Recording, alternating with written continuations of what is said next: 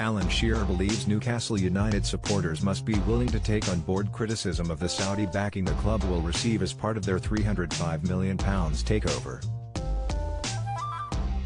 Mike Ashley's debilitating 14-year reign at St James Park was officially brought to an end on Thursday with news that the Premier League had finally ratified a takeover involving the Saudi Public Investment Fund.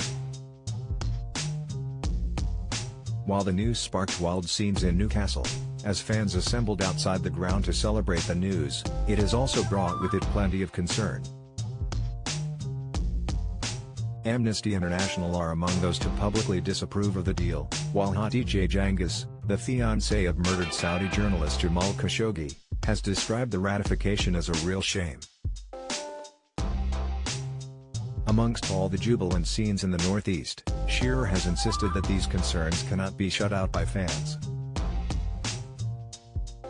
"We owe it to ourselves and the wider world to listen to the evidence about human rights abuses in Saudi, to educate ourselves and know what we're getting into," he wrote in his column for The Athletic. "Football puts us in difficult positions. And it can make hypocrites of us, too. We hate that tough tackling BD who plays for another team right until the moment he signs for us and then he becomes our BD. It seems to me that ethical issues have not played a huge part in Newcastle's takeover. Should they be a fundamental strand of the owners and directors test?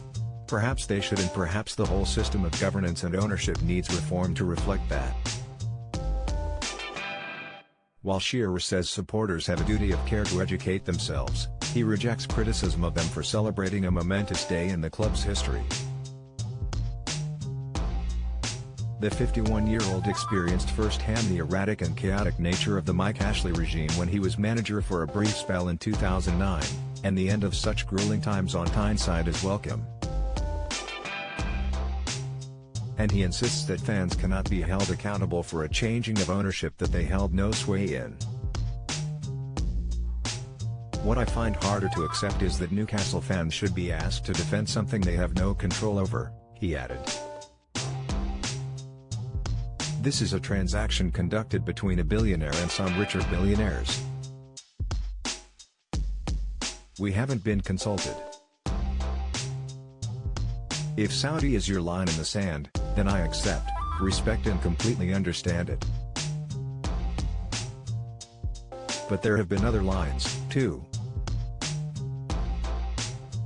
Maybe it was Russian involvement in the Premier League, China or Abu Dhabi. Maybe it was Americans using a club's own money to help complete a purchase. Qatar's hosting a World Cup.